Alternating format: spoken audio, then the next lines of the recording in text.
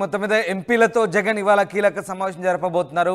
లోక్సభ రాజ్యసభ ఎంపీలు ఈ సమావేశంలో పాల్గొంటున్నారు. భవిష్యత్ కార్యాచరణపై చర్చించబోతున్నారు. అలాగే ఎన్నికల ఫలితాలకు సంబంధించి కూడా ఇందులో రివ్యూ చేయబోతున్నారు. ఉదయం 11 గంటలకు జగన్ సమావేశం ఉంటుంది.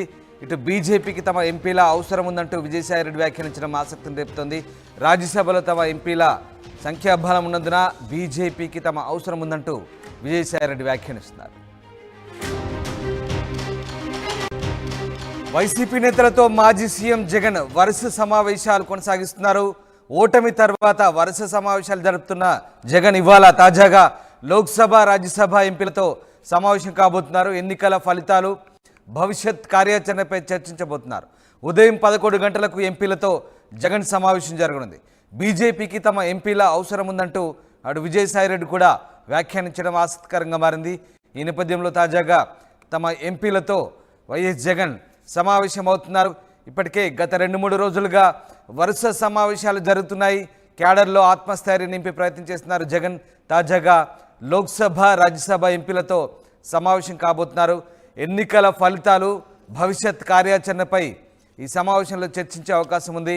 ఉదయం 11 గంటలకు ఎంపీలతో జగన్ సమావేశం కాబోతున్నారు. అయితే ఇటు బీజేపీకి తమ ఎంపీల అవసరం ఉందంటూ విజయసాయి రెడ్డి వ్యాఖ్యానించారు. ఆయన ఏం మాట్లాడారో చూద్దాం. How many MPs TDP has got today? 16 MPs. And whereas, what is our strength, YSRCP strength in Andhra Pradesh Parliament MPs? It is 15. So there is only difference of one MP. We have 11 in Rajya Sabha, 4 in Lok Sabha, and they have 16 in Lok Sabha, TDP. BJP, even though it is part of NDA, TDP, even though it is part of NDA, and BJP is completely relying on Telugu Party, still in Rajya Sabha, please remember that BJP needs government, central government needs our support to pass the bills in Rajya Sabha. So they are totally dependent on TDP as well as YSRCP. There is no doubt in that. Numerically, we are also equally strong. We are as strong as Telugu Desam Party, even though we have lost power in state of Andhra Pradesh. How? ఇవాళ party ఎంపీలతో Jagan సమావేశం కాబోతున్నారు. లోక్సభ రాజ్యసభ ఎంపీలు ఈ సమావేశంలో పాల్గొంటున్నారు. ఎన్నికల ఫలితాలు, భవిష్యత్ కార్యాచరణపై జగన్ చర్చించబోతున్నారు. ఉదయం 11 గంటలకు ఈ సమావేశం జరగబోతోంది. రాజేష్ జైన్ అవుతున్నారు. రాజేష్, జగన్ పార్టీ నేతలతో వరుస సమావేశాలు జరుపుతున్నారు. తాజాగా ఎంపీలతో జరిపే సమావేశానికి సంబంధించిన ఎజెండా ఏంటి? అసలు ఎంపీల సమావేశంలో జగన్ ఎలాంటి దిశానిర్దేశం చేయబోతున్నారు? పార్లమెంట్ సమావేశాల్లో వైసీపీ లోక్సభ రాజ్యసభ ఎంపీలు ఏ విధంగా ముందుకు వెళ్ళాలి, ఎలాంటి వ్యూహాలతో ముందుకు వెళ్ళాలని దానిపైన ఈ రోజు 10:30కి తాడేపల్లిలోని ఆ నివాసం వద్ద జగన్ ఎంపీలకి దిశానిర్దేశం చేయబోతున్నారు. లోక్సభ రాజ్యసభ సభ్యులు కూడా ఈ సమావేశానికి హాజరు కాబోతున్నారు. ముఖ్యంగా పార్టీ పరంగా పార్లమెంట్ సమావేశాలు ఏ విధంగా ముందుకు వెళ్ళాలని దానిపైన దిశానిర్దేశం చేసే అవకాశం కనబడుతుంది. అంతేకాదు, నిన్న కూడా మనం చూసాం, పార్టీ నేతలతో సమావేశినప్పుడు, ఎమ్మెల్సీలతో సమావేశమైనప్పుడు ఆయన చాలా స్పష్టంగా ఒక మాట చెబుతున్నారు.